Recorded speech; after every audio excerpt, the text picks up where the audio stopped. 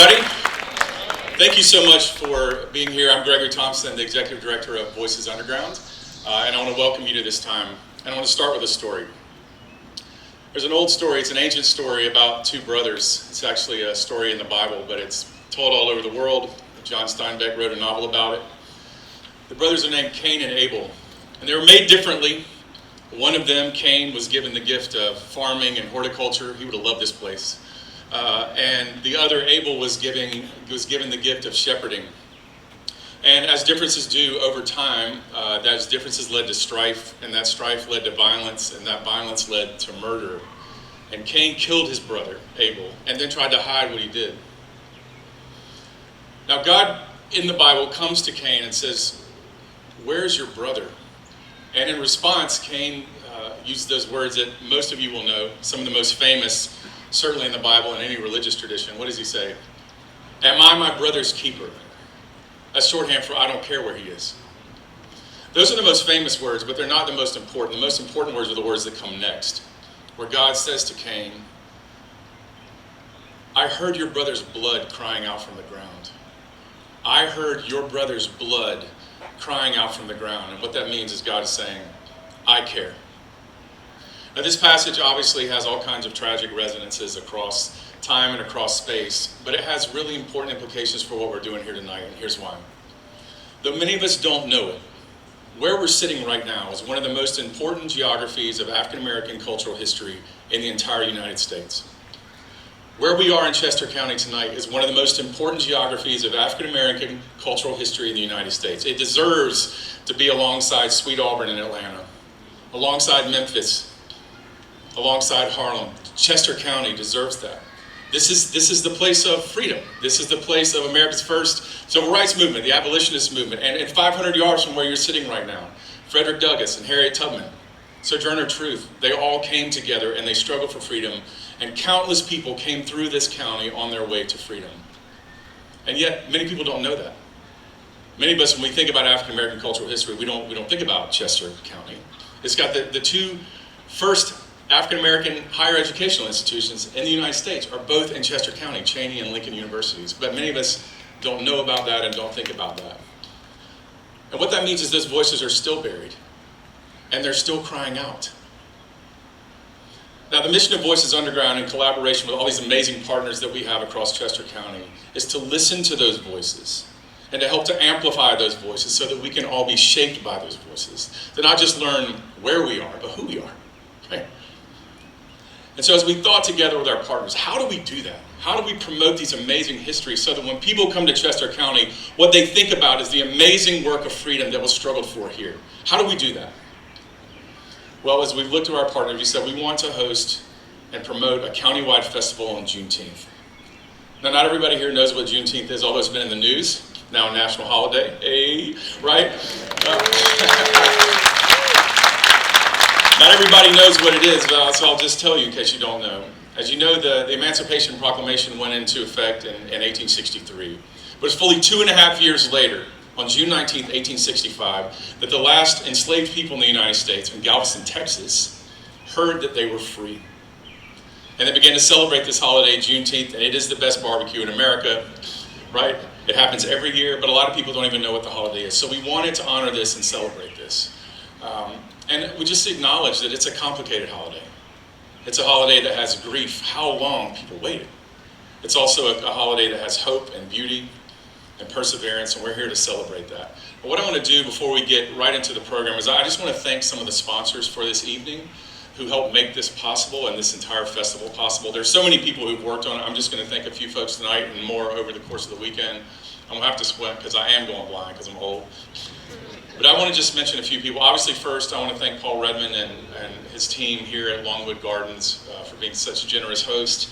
I want to thank, you can hold your applause to the end. I want to thank the board of Voices Underground, which is Dr. Brenda Allen from Lincoln University, Marnie Conley also from Longwood Gardens, Mike Bontrager from Square Roots Collective in Kenneth Square.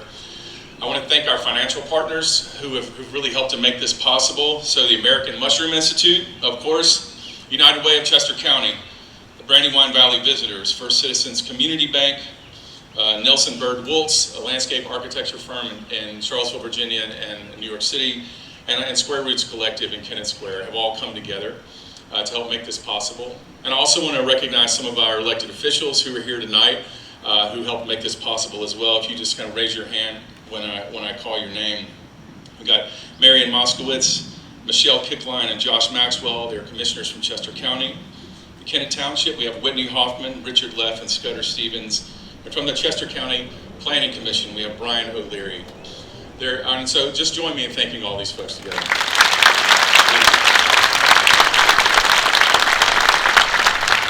So we're doing this countywide Juneteenth festival. How do you begin a festival like that? How do you begin a festival that is devoted to hearing voices that are often unheard and being changed by those voices? How do you begin a festival that is devoted to both grief and hope? How do you do that? Well, as we thought about it, it seemed obvious to us that the way to do it was by bringing one of the most powerful voices in America to be with us and to speak with us on this occasion. A voice that's vulnerable and yet also fierce. A voice that is transcendent and yet intimate. A voice that is furious and yet loving. A voice that is precise and yet humbled by mystery. A voice that tells the truth and yet is at the same time shot through with self-doubt. It's an amazing American voice, and I'm talking about the voice of Dr. Joshua Bennett. I want to read you his bio. Dr. Joshua Bennett is the author of The Sobbing School, which is a National Poetry Series selection finalist for the NAACP Image Award. He's also the author of Being Property Once Myself, Ode, The Study of Human Life, and the forthcoming Spoken Word, A Cultural History. He's received fellowships from the Guggenheim Foundation, the National Endowment for the Arts, and the Society of Fellows at Harvard University, and he is the Mellon Assistant Professor of English at Dartmouth University. I want you to know those things. Here's what I also want you to know. His words have changed me. He's changed me. We invited him here in the hopes that his words could also change you. He's working to bring us all into the shape of a love that expresses itself through truth. So ladies and gentlemen, join me in welcoming Dr. Joshua Bennett.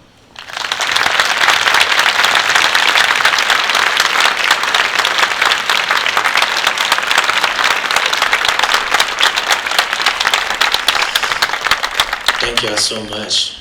Thank you, Greg, for that beautiful introduction. Thank you, Alex. Thank you to everyone behind the scenes who helped make this possible. And thank you to all of you who are gathered here, who clapped very politely just now. But I want to know how many of you have seen spoken word poetry before? Just by a show of hands? Okay, great. A clap and a show of hands. I like that combo. Solid. Okay. So what do you do when you hear something you like at a spoken word show? Okay, nice. That's like the kind of mainstream Hollywood version, right? But where I'm from, a certain kind of Black Baptist Pentecostal tradition, right? And also, uptown, Harlem, the Bronx, Yonkers. At that triangulation is where I grew up. You hear something you like at a spoken word show, you say, amen. You say, go ahead, kill it, poet. Josh, your beard looks great. What are you putting in it? Cocoa butter, hibiscus, all natural ingredients, things of that nature. All right, so we're gonna get live tonight. This is also my first time performing in a year and a half since the beginning of the pandemic. So that's not so much to say bear with me, as it's really exciting to be out here with you all. My little boy, August Galileo, he is 8 months old as of this morning. And so the great joy that he brought into my life has been my primary focus. And so this is all for him in so many ways, but it's also good to be out the house. So thank y'all for rocking with me. All right, so long before I was a parent or even a professor at Dartmouth, I was a teacher to a group of 8th graders in Princeton, New Jersey. I taught them over the summer at an organization called the Du Bois Scholars Institute, and it was the summer of 2012, right, which was the same year that Trayvon Martin was killed, right? Greg just spoke about that, blood crying out from the ground, right? So this is a poem I wrote for them. It's called Say It, Sing It If the Spirit Leads.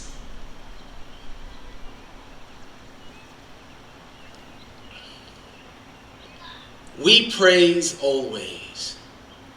We elegant everywhere. We die too soon. We joyous anyhow. Say it. That every single day is a toast to living, an ode to the way we made persistence in art. My classroom is a self-love anthem in 9 parts. Together, we unlearn shame. We dream silly. We sing what we cannot say anywhere else, so say it. Say I am 12 years old and my joy is stainless. The next time the world calls me subhuman, I will remind it that spell check is a virtue. Say, I think the word you're looking for is subterranean.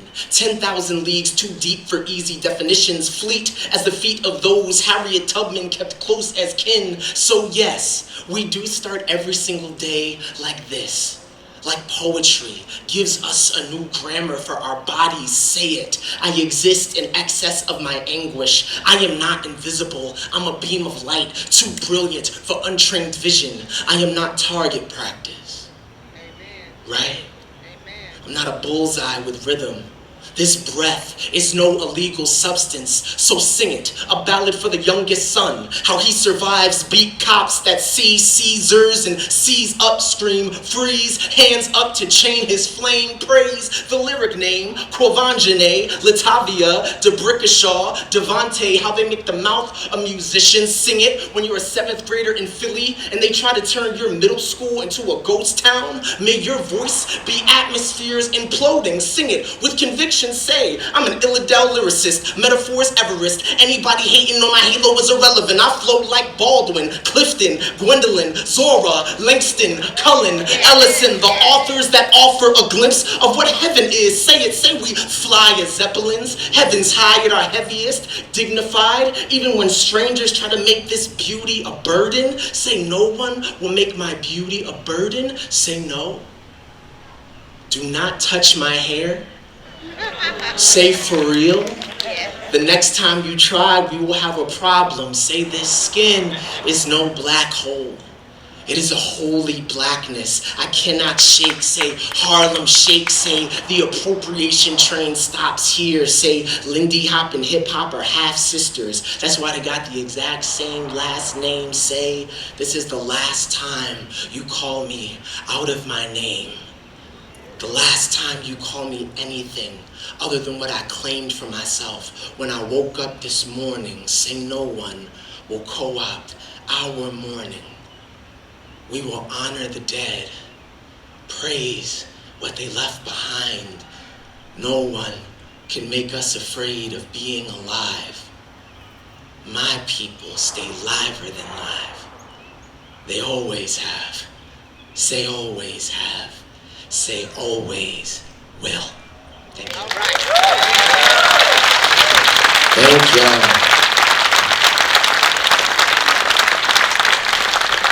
All right, I got a couple more joints and then we'll be in conversation about poetry, about the book, which has my dad on the front. It's cool, it's my dad, and that's me. I don't know if you can see it, way in the back. But my mom also took this photo back in 1992. And it's me eating my dad's cornbread and collard greens, the generous guy.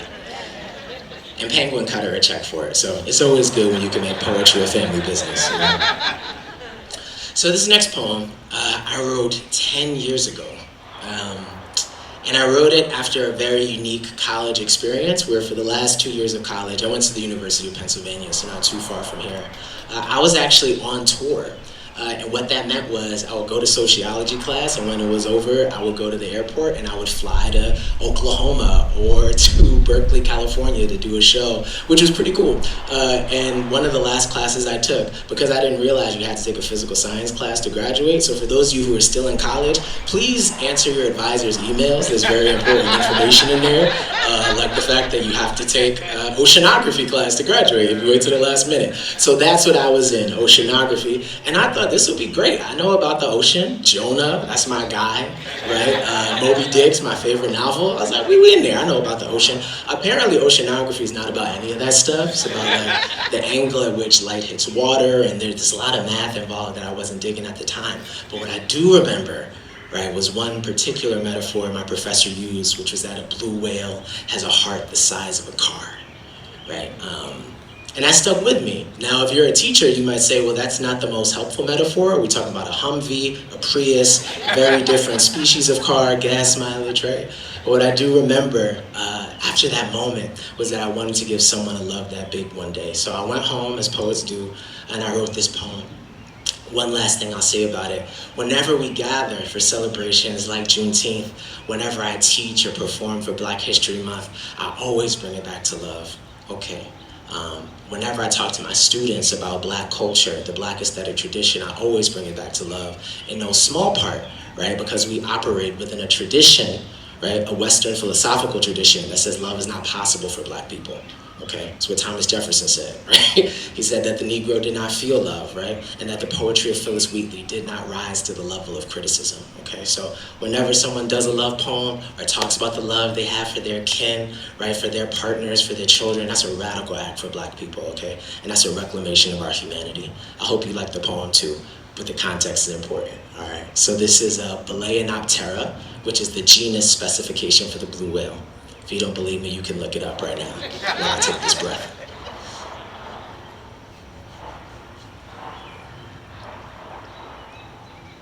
When we are old, hair the color of tombstones, bones that sound like wet windshield wipers whenever we slow dance through the living room, I imagine that I will look you in the eye, as if there is something small and precious imprisoned there, and say to you, darling, did you know that a blue whale has a heart the size of a car? When you reply correctly, as you always seem to do when I ask you difficult questions about oceanography, I'll probably just laugh, rejoicing over the fact that every time you smile, it makes the wrinkles at the corner of your eyes look like 6 willow branches, all lifting their heads from prayer in unison, the wind humming a somber hymn beneath its breath, just as our anthem jogs to a close, and I whisper in your ear, how did you know that I was the one? When all of those well-dressed jackals came galloping to your door, begging for the rights to your ring finger, what made you lock the deadbolt on your ribs, looking them squarely in the face and saying with joy, I am keeping all of this beauty for someone I have never even met? Did you ever doubt, ever sit in your dorm room and think that maybe your soulmate had chosen someone a lot more boring, but a lot less picky than you, and opted for the easy way out of a life filled with love when I was 22 years old? Beard freshly grown, an ocean away from my family with the kind of pain that drives people to do selfish, barely forgivable things. I dreamt of you nightly, hunted for your smile in every audience that I broke for, hoping that I could literally steal a glance, downloaded onto my retinas and replay the moment our eyes first played freeze tag, and neither one of us wanted to stop being it, so we just kept on touching, hoping that Father Time would give us a hall pass and allow us to orbit one another forever. And speaking of orbits, did you know that there are more stars in the sky than grains of sand on the entire planet, and that I would give you either one if you merely asked? Peel the night from the sky skin like the rind of an orange, or ask God if I could borrow the breeze for just a moment and blow the shoreline of every beach into a giant hourglass made just for us, and say this is how long I will adore the things about you that no one else even notices. Like your laugh, and how it sounds like a mix of Jimi Hendrix at Woodstock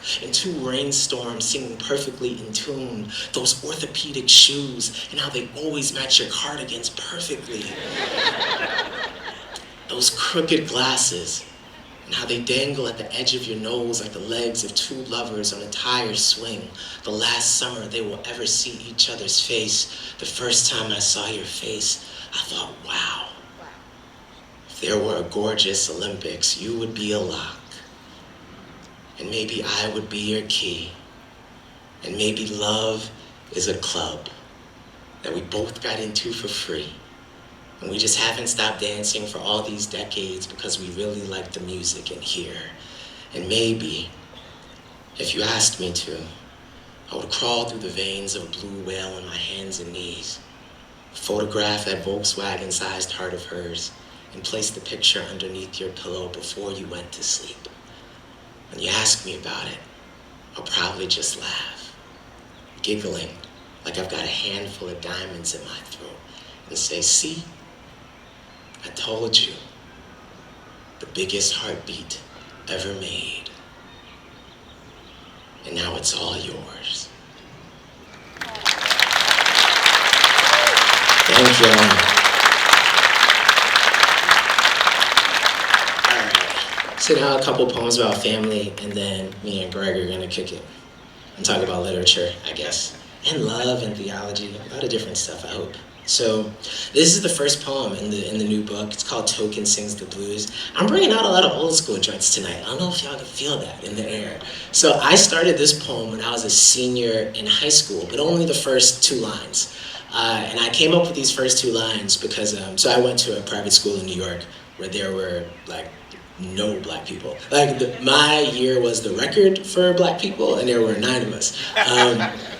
And one day, my drama teacher called me Devin. I don't know if you picked it up at this point since the intro. My name's not Devin. My name's Joshua. Devin's been one of my closest friends in the world since then. But Devin is 6'4". He's light-skinned. He had big diamond earrings, because Fabulous, F-A-B-O-L-O-U-S, was very prominent in this time. Y'all know what I'm talking about. Some of y'all know what I'm talking about in the audience. If not, go look up F-A-B-O when you go home.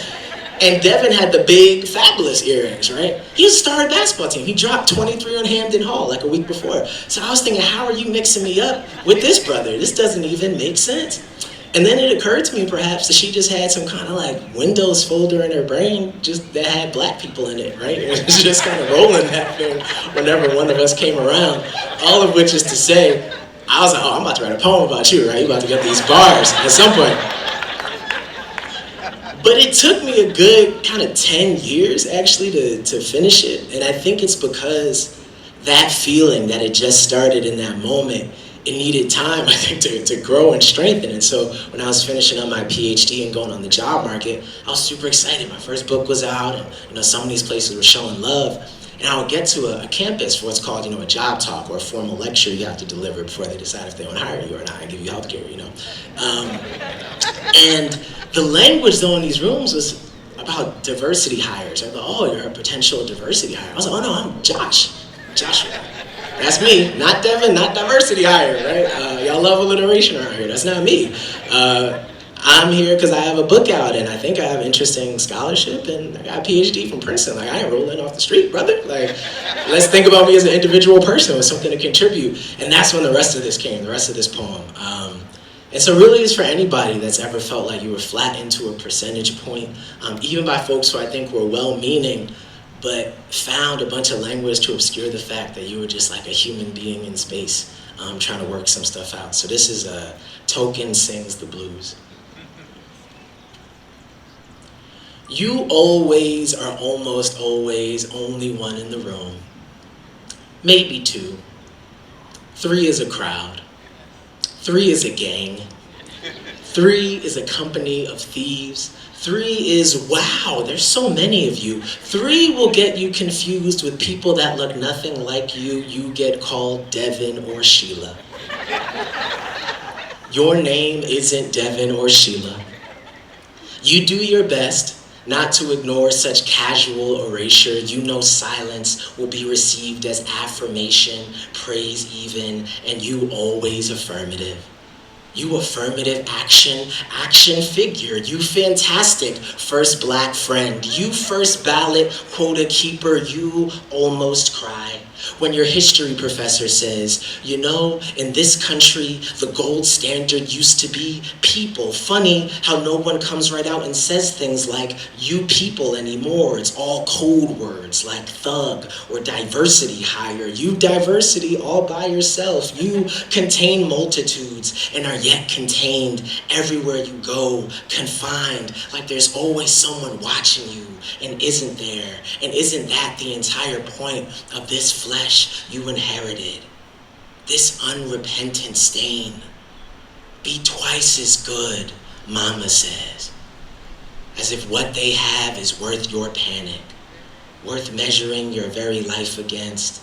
And you always remember to measure your hair, your volume, your tone over email. You perpetually sorry. You don't know why. You apologize to no one in particular, just for being around and in your body at the same time. You know your body is the real problem. You monster. You beast of burden, you beast and burden, you horse but human, you centaur, you map the stars and pull back your bow to shoot the moon in its one good white eye. You are brilliant. You are beautiful. You are enough. You are everything, your big sister says. And on your best days above ground, you believe her.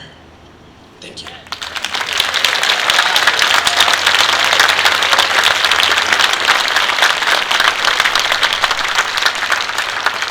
So I wasn't planning to read this, so I'm gonna just read. We outside, amongst the flowers. So I feel like I gotta read something from my grandma, who she passed at the outset of the pandemic. May she rest. Charlotte Elizabeth Ballard, bright, bright star.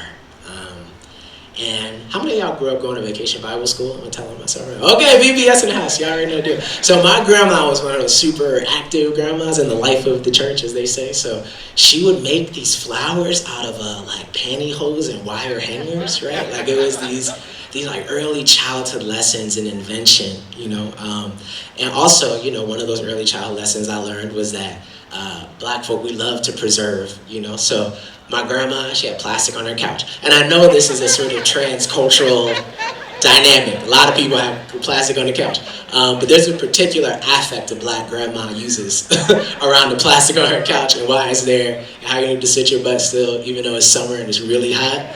And I feel like that's dangerous. Like I feel like we shouldn't have been sitting on those couches. But I'm a literary person now, I'm a man of letters. So I had to put a poem for my grandma in this book, but also for that couch and what that couch taught me about love, and the way that those of us from historically marginalized peoples, communities, the way we seek to preserve what we love, whether it's a couch or whether it's our kids or whether it's our spaces or whether it's our art.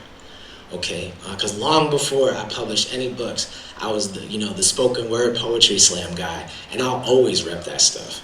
Okay, because I learned that from black people in church and in public school cafeterias in the South Bronx. And the only reason, to my mind, it's the grace of God that I have a career. Black people held me down. They made my videos go viral, and they came to my shows when I was self-publishing. So shout out to everyone who's ever come out, or thank you. I promise I will never forget. So this is Ode, O-W-E-D, to the plastic on your grandmother's couch. Which could almost be said to glisten or glow like the weaponry in heaven, frictionless, as if slickened with some Pentecostal auntie's last bottle of anointing oil. An ark of no covenant one might easily name, apart from the promise to preserve all small and distinctly mortal forms of loveliness that any elder African American woman makes the day they see 60. Consider the garden of collards and heirloom tomatoes only, her long single braid streaked with gray like a gathering of weather, the child popped in church for not sitting still. I know y'all remember that. How even that, they say, can become an omen if you aren't careful. If you don't act like you know, all Newton's laws don't apply to us the same exactly. Ain't no equal and opposite reaction to the everyday brawl blackness in America is. No body so beloved it cannot be destroyed. So we hold on to what we cannot hold. Adorn it in Vaseline or gold or polyurethane wrapping. Call it ours and don't mean owned. Call it just like new. Mean alive.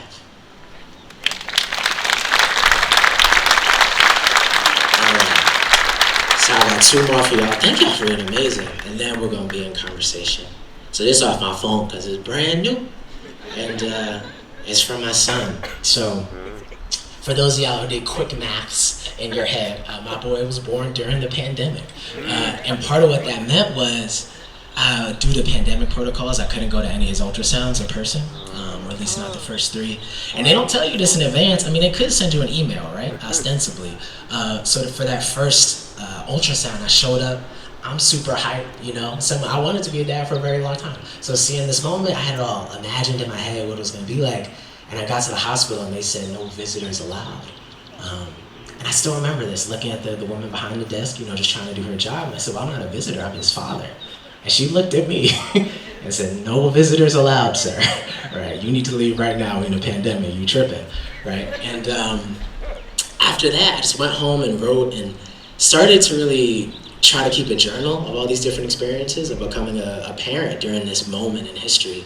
And the second time around, we got wise. Me and my wife, we got crafty. You know, we both from the hood, so we were like, all right, we're gonna figure this out some way. We're gonna MacGyver this thing.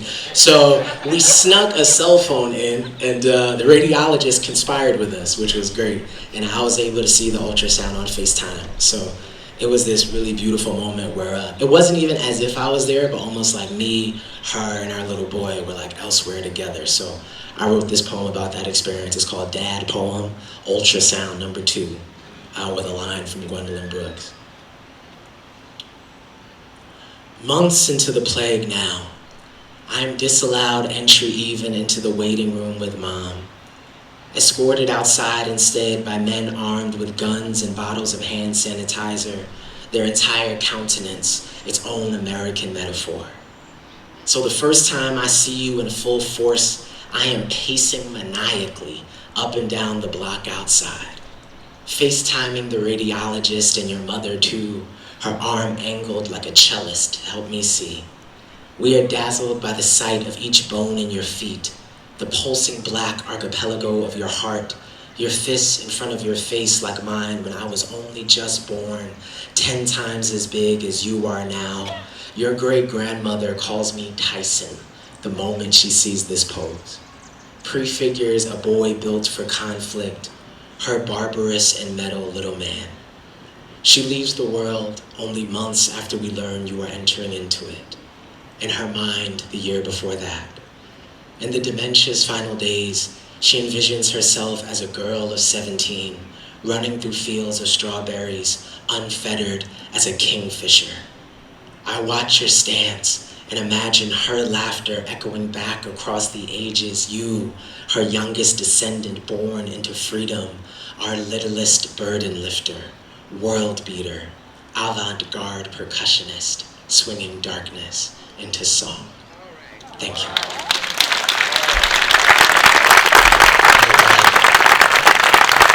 Thank you all so much.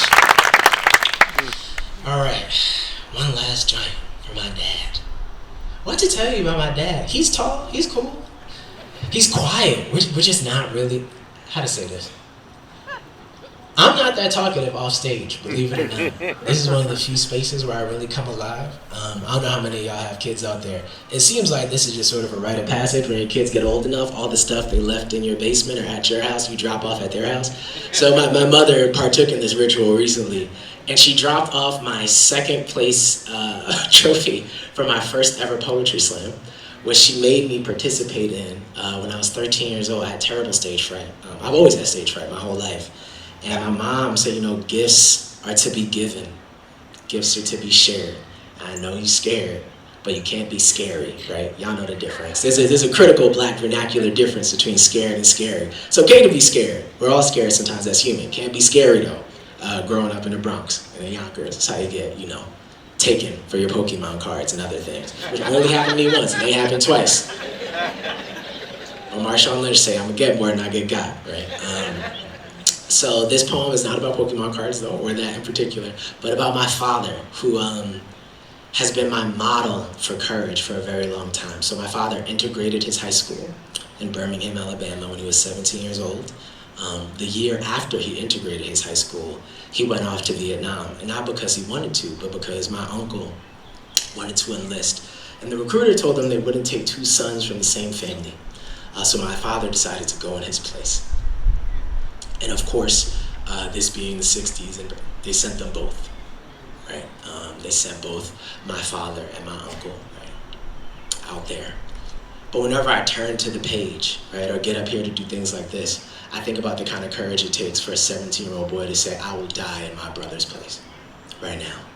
He raised me with that kind of courage. My father is not scary, right? And he always showed me that you could be both incredibly valiant and tender.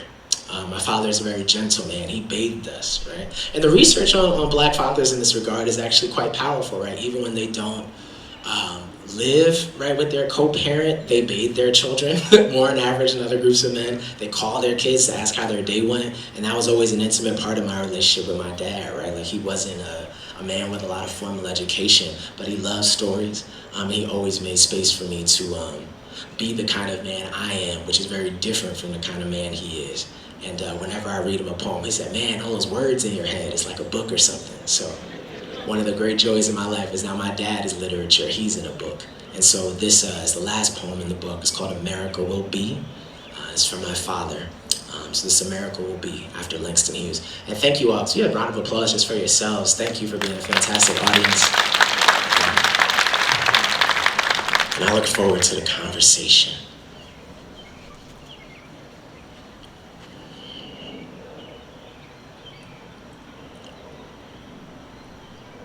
I'm now at the age where my father calls me brother when we say goodbye. Take care of yourself, brother. He whispers a half beat before we hang up the phone, and it's as if some great bridge has unfolded over the air between us. He is 71 years old. He was born in the throat of Jim Crow, Alabama, one of 10 children, their bodies side by side in the kitchen each morning, like a pair of hands exalting. Over breakfast, I ask him to tell me the hardest thing about going to school back then, expecting some history I have already memorized. Boycotts and attack dogs, fire hoses, Bull Connor and his personal tank, candy paint shining white as a Confederate ghost. He says, honestly, probably having to read the Canterbury Tales. He says, eating lunch alone. Now, I hear the word America and think first of my father's loneliness, of the hands holding the pens that sent him off to war a year later, Motown blaring from a country boy's bunker as napalm scarred the sky into jigsaw patterns, his eyes open wide as the blooming blue heart of the light bulb in a Crown Heights basement where he and my mother will dance for the first time, their bodies swaying like rockets in the impossible dark. And yes, I know that this is more than likely not what you mean when you sing liberty, but it is the only kind I know or can readily claim. The times where those hunted by history are underground and somehow still daring to love what they cannot hold or fully fathom, when a stranger is not a threat, but the promise of a different ending. I woke up this morning and there were men on television lauding a wall big enough to box out an entire world. Families torn with the stroke of a pen. Citizenship, little more than some garment that can be stolen or reduced to cinder at a tyrant's whim. My father knows this, grew up knowing this, witnessed firsthand the firebombs, the Klan, multiple messiahs, love-soaked and shot through. Somehow still believes in this grand, blood-stained experiment, still votes, still prays that his children might make a life unlike any he has ever seen. He looks at me like the promise of another cosmos. And I never know what to tell him. All of the books in my head have made me cynical and distant, but there's a choir in him that calls me forward. My disbelief, built as it is from the bricks of his belief, not in any America you might see on network news or hear heralded before the start of a football game, but in the quiet power of Sam Cooke singing that he was born by a river that remains unnamed, that he runs alongside to this day, some vast and future country, some nation within a nation, black as candor, loud as the sound of my father's unfettered laughter over cheese, eggs, and coffee, his eyes shut tight as armories, his fists finally unclenched as if he were invincible. Thank you. Thank you.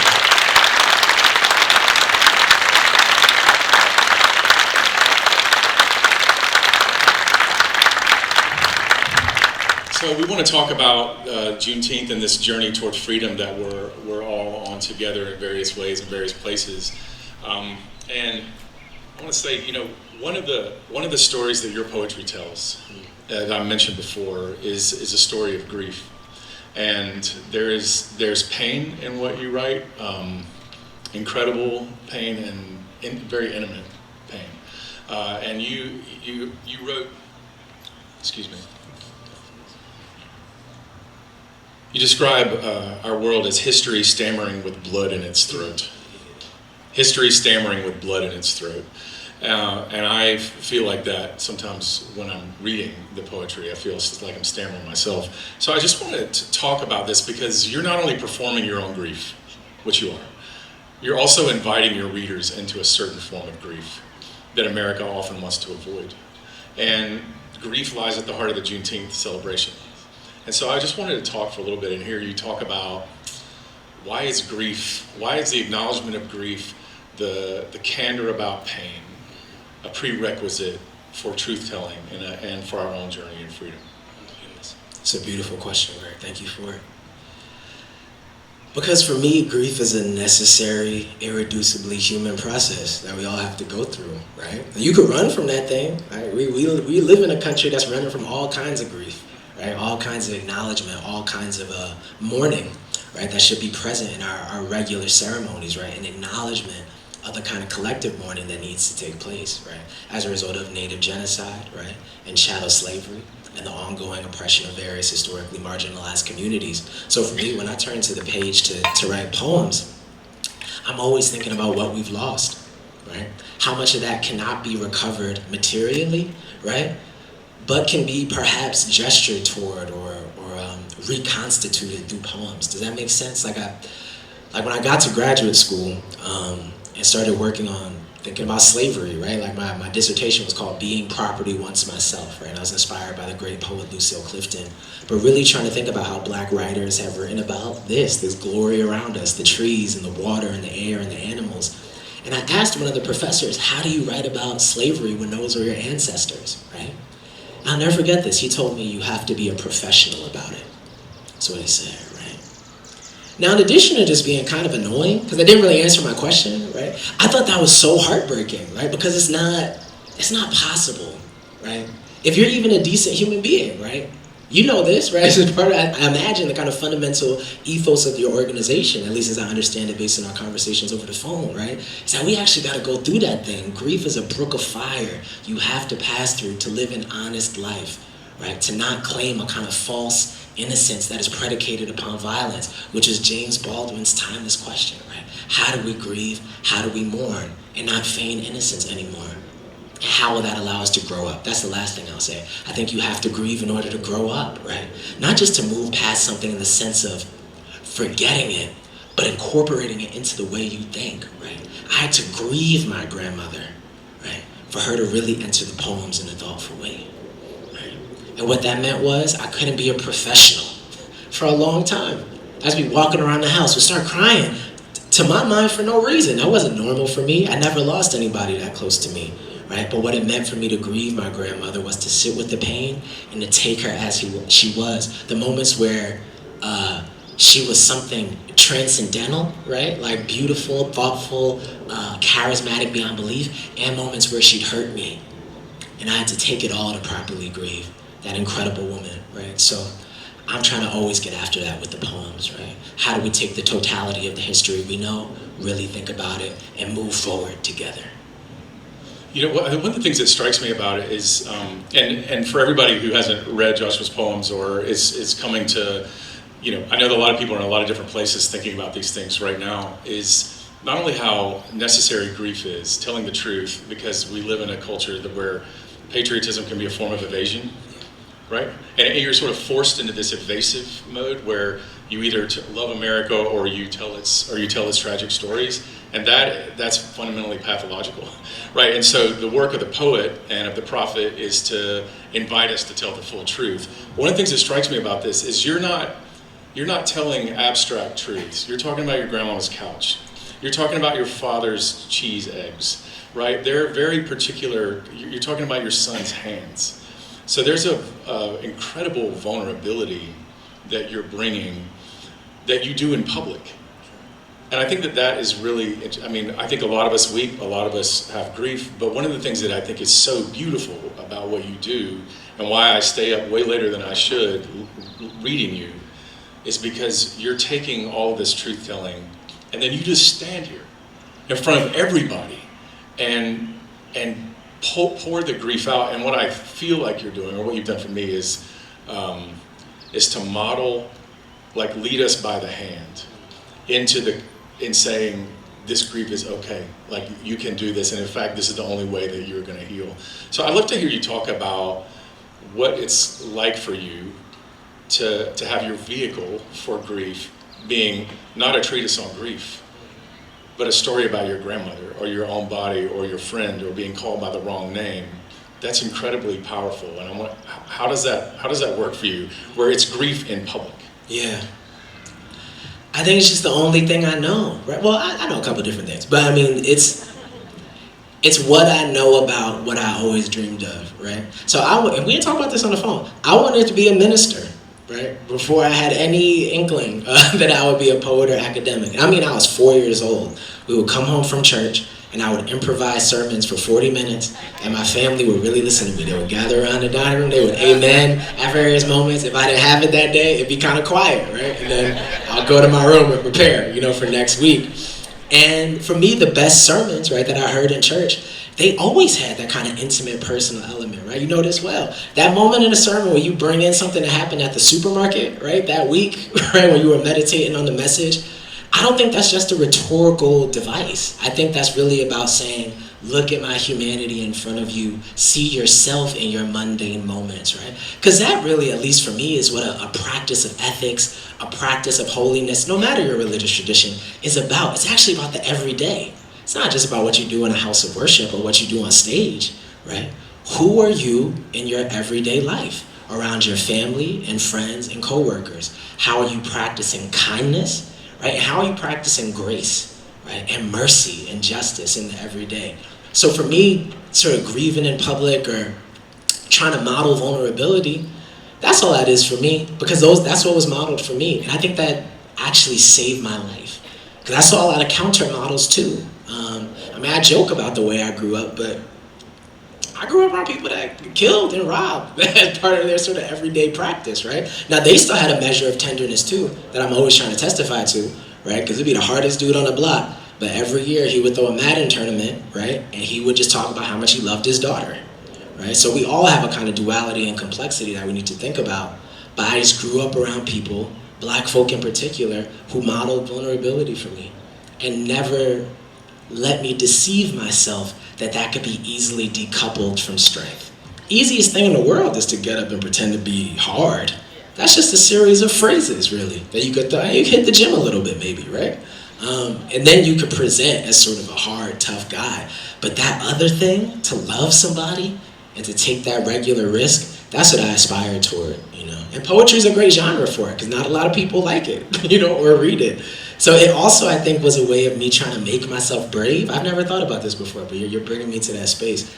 I think having to get up on stage over the past 12 years, it's been me trying to make myself brave and revisit that moment with my mother, who I think didn't really care about the poetry like that. I think she was trying to say, you have to learn how to trust people, because I've always been incredibly shy to myself. And she was saying, son, you have to be courageous. So it's not just about literature. It's about teaching yourself that you can lean on people you've never met, and maybe they'll catch you.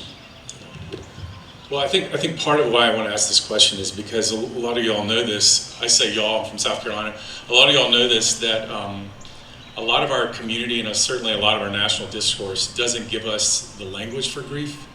It gives us the language of resentment. It gives us the language of victimhood. It gives us the language of pride. And I just want to honor you for the fact that what you're doing right now, like what you just did for all of us, is one of the most important things that we can do culturally, and you're giving us the language for it. You're like showing us how to stand in front of a group of strangers and tell the truth and open yourself up at a very moment when people in culture are closing themselves to one another. So I just want to thank you for that and honor you for that. And I think that I want you to honor him for that, because it's incredibly powerful.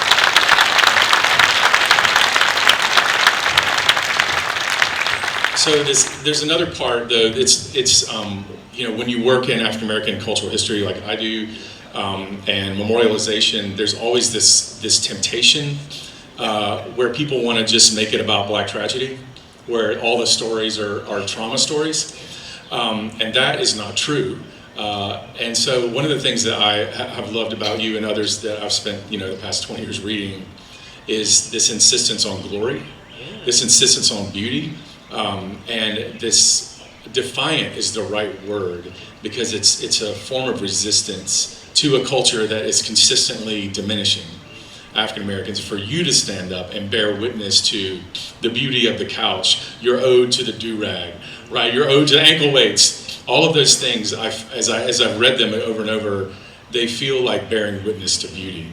And that also is something that often is not done in this culture, is to, when we talk about black folks, when we talk about the history, just to say, let's start with chains. And I think you start with light. You start with wings. You start with glory.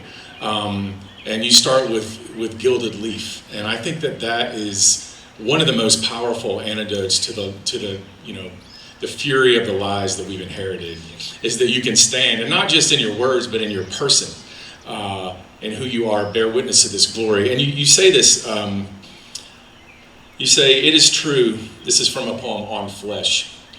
It is true, there is much to be praised in this house of lightning and dust, this sloppy armor we yearn to move more beautifully in.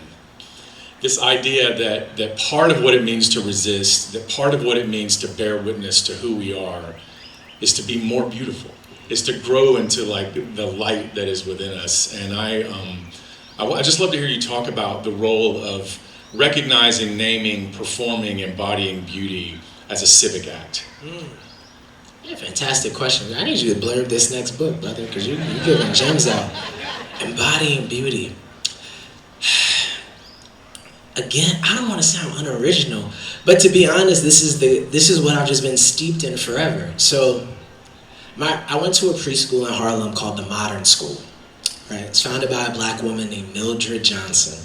Right, Mildred Johnson's uncle was James Weldon Johnson. Right, who with her father, John Rosamond Johnson, wrote the Black National Anthem, Lift Every Voice and Sing. Right, so growing up every morning, right, as a little boy, we sang Lift Every Voice and Sing, right?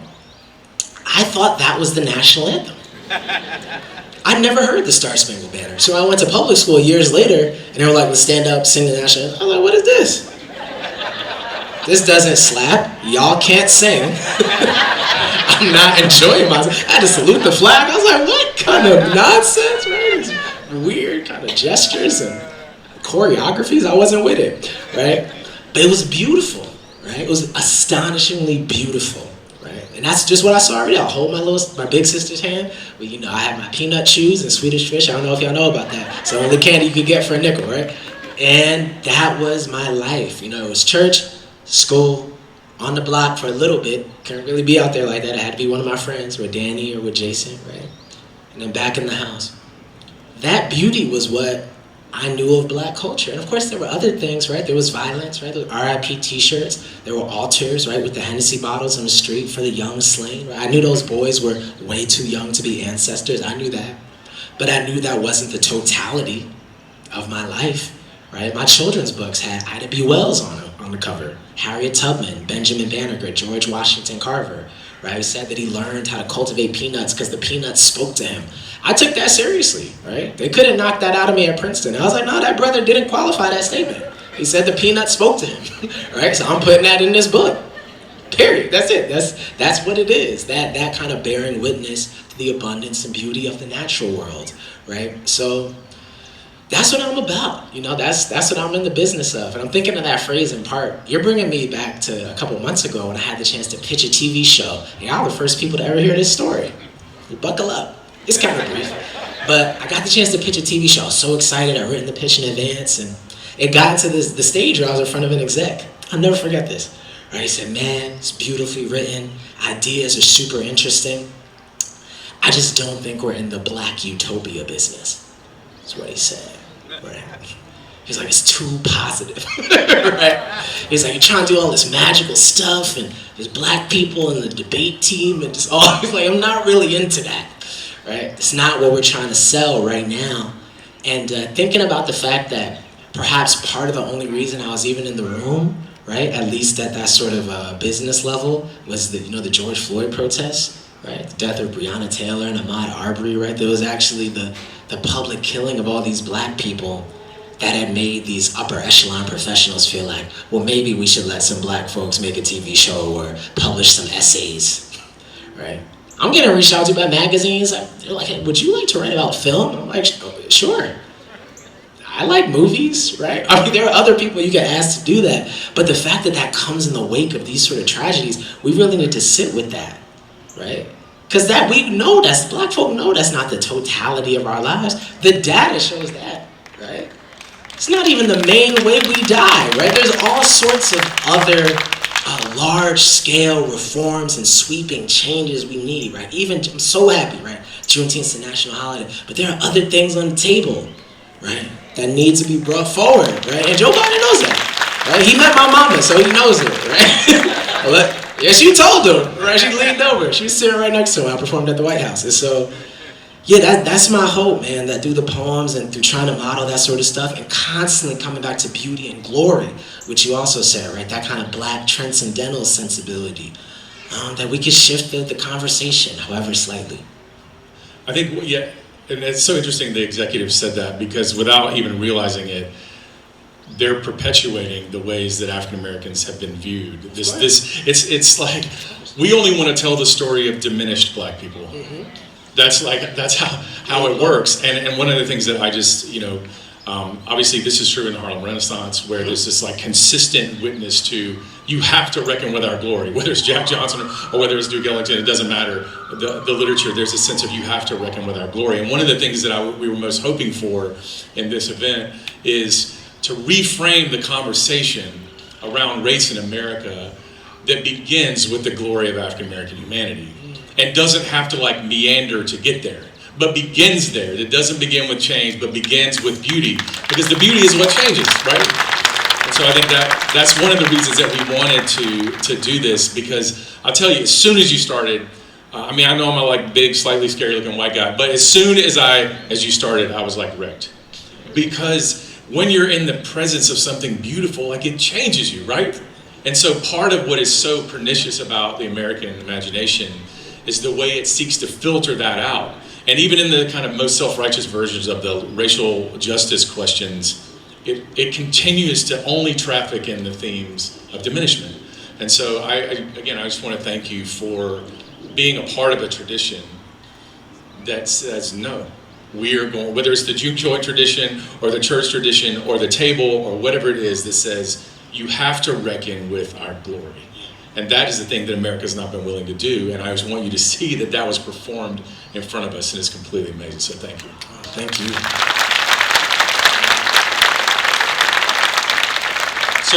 So last question, and we can talk about whatever we want to talk about, but this is the last question.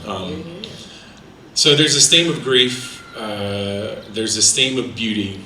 You insist that they're held together.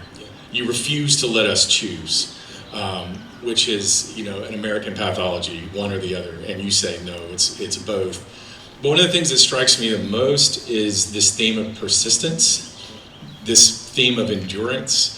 I don't like the word endurance. You use the language of persistence. This sense of we are still walking, we are still here.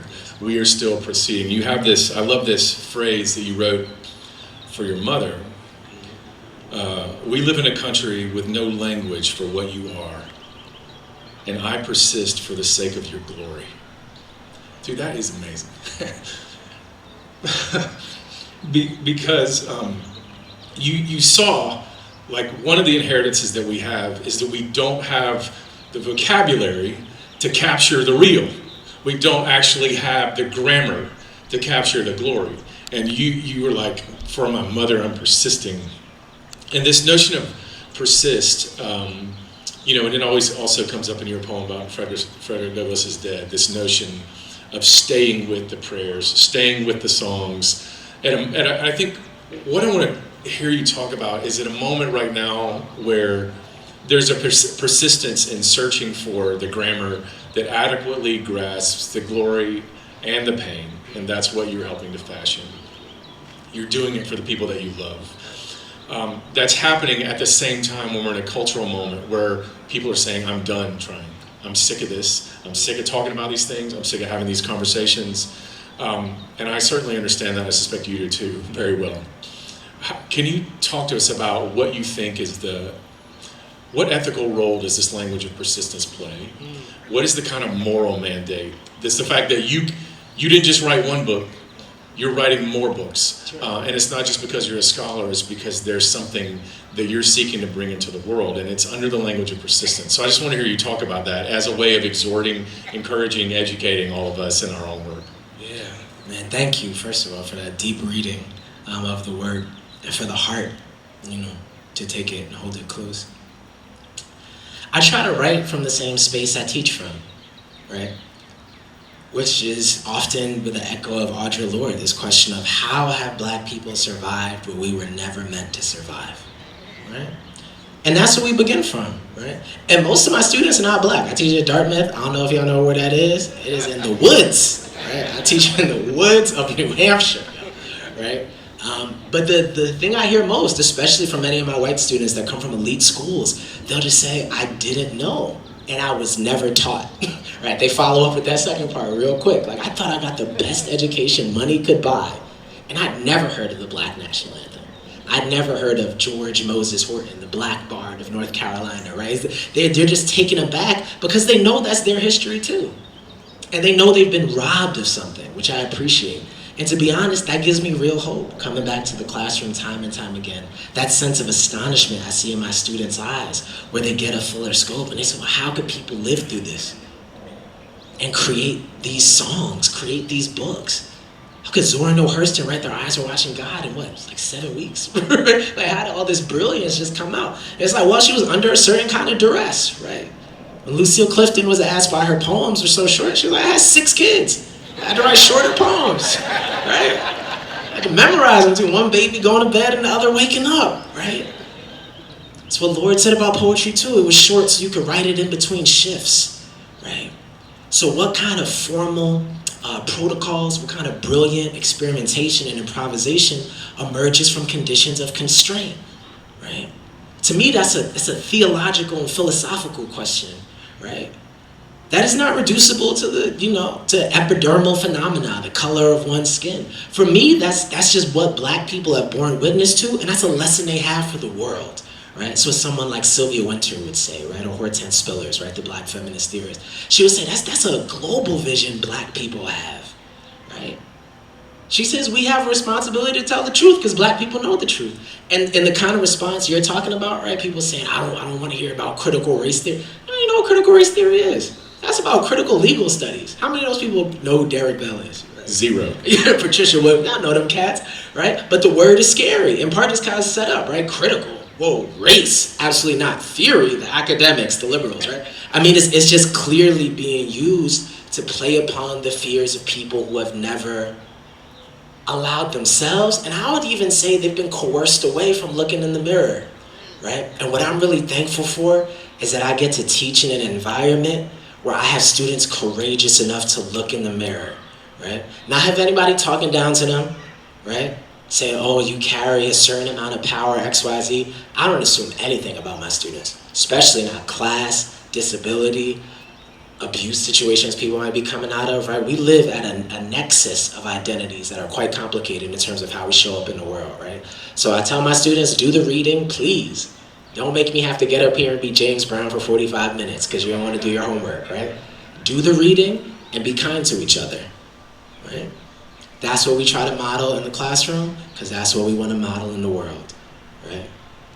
Very rarely do I actually talk about race explicitly. This is an African-American poetry class. Sometimes I just teach it as an American poetry class. It's just everybody's Black, right? On the syllabus. And then we talk about what? Poems. We don't talk about race per se. We talk about poems, right? We have an encounter with the humanity of the writers we're studying, that they paid good money to study, right? So I'm like, really read it and sit with it and encounter that on its own merits, okay?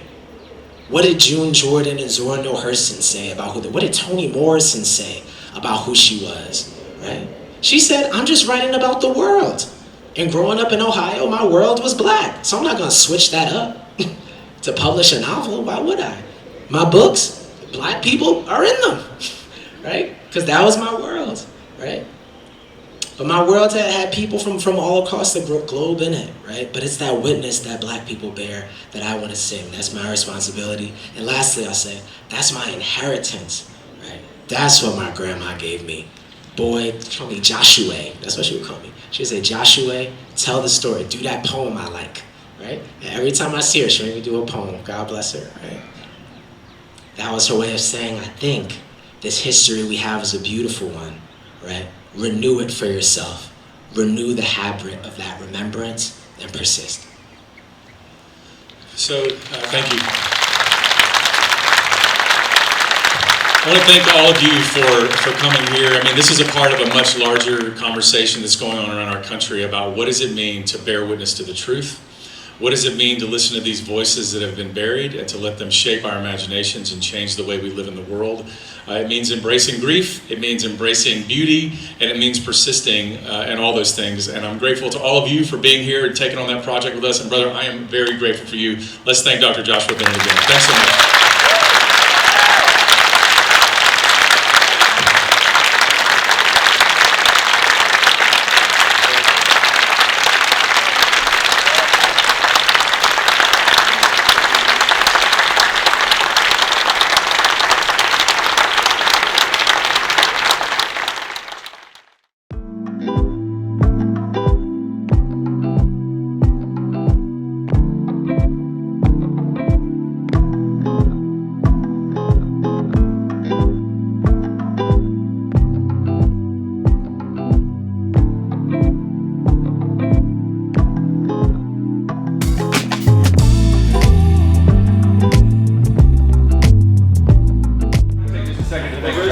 Thank Joshua for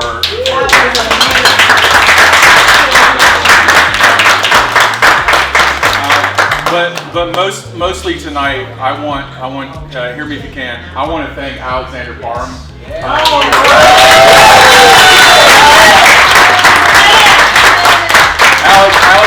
Alex and I are colleagues at Voices Underground. We lead that initiative together, and he has been the person who is running this whole thing, all the venues, making everything work. And I want to just tell you that when you took this job, you said, I am doing this work because I want to honor my ancestors and I want to attend to the voices that are underground.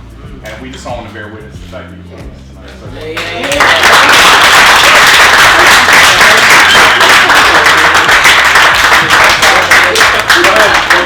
The award goes to. Yes, but thank you everyone for coming out. I really appreciate that. It was a fantastic event, and we're just looking forward. We had a lot more work to do. So thank you, the volunteers, endless nights of us trying to organize things and bring everyone together. It's just been fantastic. So. Yeah, we're deeply grateful. So enjoy your time here, but we just want to thank you for being here, and thanks to Longwood. Yeah.